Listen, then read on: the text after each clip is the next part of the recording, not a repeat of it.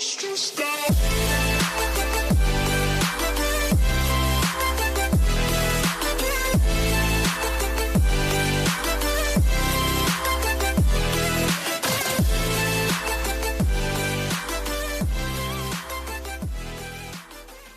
there, Coach Sage Candy of SageRunning.com here. I'm Coach Sandy Nightpaver. Today we're going to do a really comprehensive basic running form tutorial that covers a lot of the stuff that we've done in other previous running form videos that you could also check out on our channel. But the goal is to run faster, more efficiently, and most importantly, to stay injury-free so you can enjoy the sport. All right, let's get started.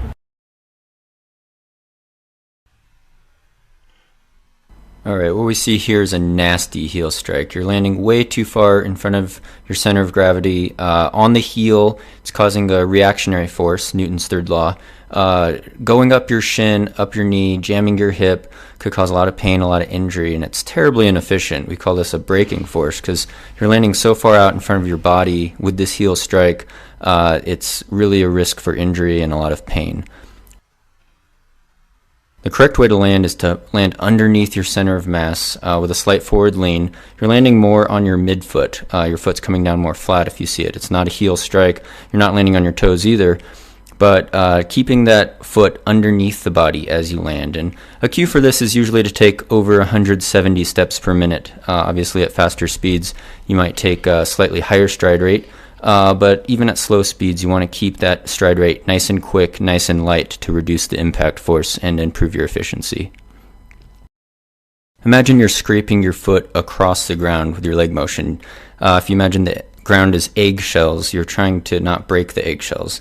So you really want to focus on the backswing of the leg. In traditional constructs and chi and pose methods, they say the legs are like wheels turning underneath your body, which is good, but there's no magic momentum magically propelling you forward. There needs to be a push-off force. And the action that happens with your trailing leg behind your body is really a lifting of the heel after your foot comes back. You're lifting your heel up. And likewise, you're also elevating your shin. The shin of your trailing leg is going to reach over parallel, or at least parallel with the running surface. And even at higher speeds, you might be kicking your butt almost with your heel coming up into your butt if you're sprinting. But even at slower speeds, you want to make sure there's that heel lift and the shin is getting elevated in the back.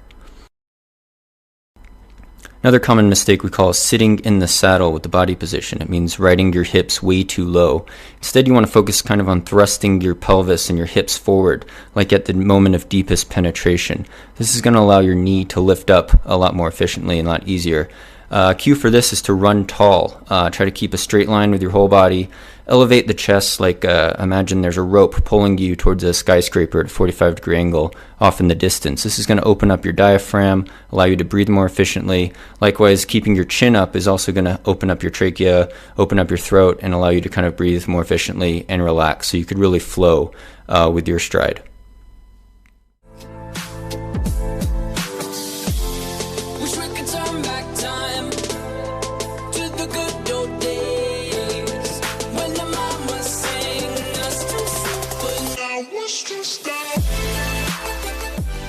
The arm motion, a common mistake we see is people hunching over. They tense up and their hand will cross the center midline of their body with too much of a twisting motion.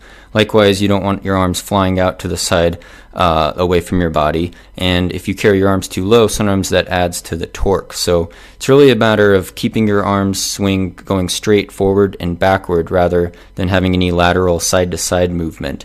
For a lot of people, a 90-degree angle about with the elbow joint, right angle, is going to be most efficient. There are some exceptions with some really fast runners who have a higher arm carriage, as you see in the example here, but for most people, generally just keeping the shoulders relaxed, keeping the hands relaxed. Imagine you're holding some potato chips that you don't want to break or you don't want to drop. It's going to allow your traps to relax, your shoulders to relax, so you don't tense up, because if you're tensing up, you're not going to run very efficiently, and it's really about keeping that arm swing nice and relaxed and just going in sync with your legs.